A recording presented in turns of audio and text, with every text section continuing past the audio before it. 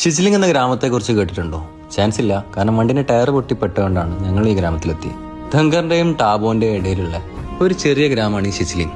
220 kilometre അപ്പുറത്തുള്ള മണാലിയാണ് ഇവൽക്കുള്ള nearest town. ഖാസിൽ നിന്ന് ടാബോയിലേക്ക് return വരുന്ന റൂട്ടിൽ ഏകദേശം ധങ്കറൊക്കെ കഴിഞ്ഞപ്പോഴാണ് ഞങ്ങൾ ടയർ പൊട്ടിയത്.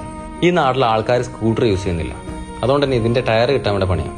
ഇവിടെ മനുഷ്യന്മാരും കുറവാ. 2011 സെൻസസ് പ്രകാരം ആകെ 89 ആൾക്കാരെ നാട്ടിലുള്ളൂ. പക്ഷെ ഇവിടെ ഉള്ളവരൊക്കെ അടിപൊളിയാണ്. ഇതാണ് ജുനീൽ ഭായ്, ഈ നാട്ടിലെ പ്രമാണിയാ. മൂപ്പരയിൽ മാത്രമേ ഇവിടെ പിക്കപ്പ് ഉള്ളൂ. നമ്മളെ പഞ്ചർ ഒട്ടിക്കാൻ അറിയുന്ന ഒരു മെക്കാനിക്കിനെ എടുത്ത് ഇറക്കി തന്ന് സേഫ് ആക്കിയതിനു ശേഷം മൂപ്പര് പോയി. ധങ്കറിലേക്കും ഈ നാട്ടിലേക്കും കൂടി ആകെ ഒറ്റ ട്രാൻസ്ഫോമറേ ഉള്ളൂ. അതുകൊണ്ട് തന്നെ കംപ്രസർ ഓണാക്കാനുള്ള വോൾട്ടേജ് ഇവിടെ ഇല്ല. വൈകുന്നേരം ആവുന്നതിനനുസരിച്ച് കാറ്റിന്റെ ശക്തിയും തണുപ്പും കൂടി തുടങ്ങി. ഇവിടുന്ന് ഞങ്ങളെ കൂടെ കൂടിയ 2 ആൾക്കാരാണിത്. ആരോ വളർത്തി വലുതാക്കിയിട്ട് ഒഴിവാക്കിയാ തോന്നുന്നുണ്ട്. ഇന്ന് സ്റ്റേ ചെയ്യാനുള്ള റൂം തരാൻ ഇവരും നമ്മളെപ്പുറം കൂടി.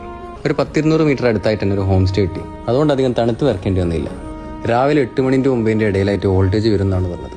അങ്ങനെ വരികയാണെങ്കിൽ നാളെ ഇവിടുന്ന് പോകാൻ പറ്റുമെന്ന് വിചാരിക്കുന്നു.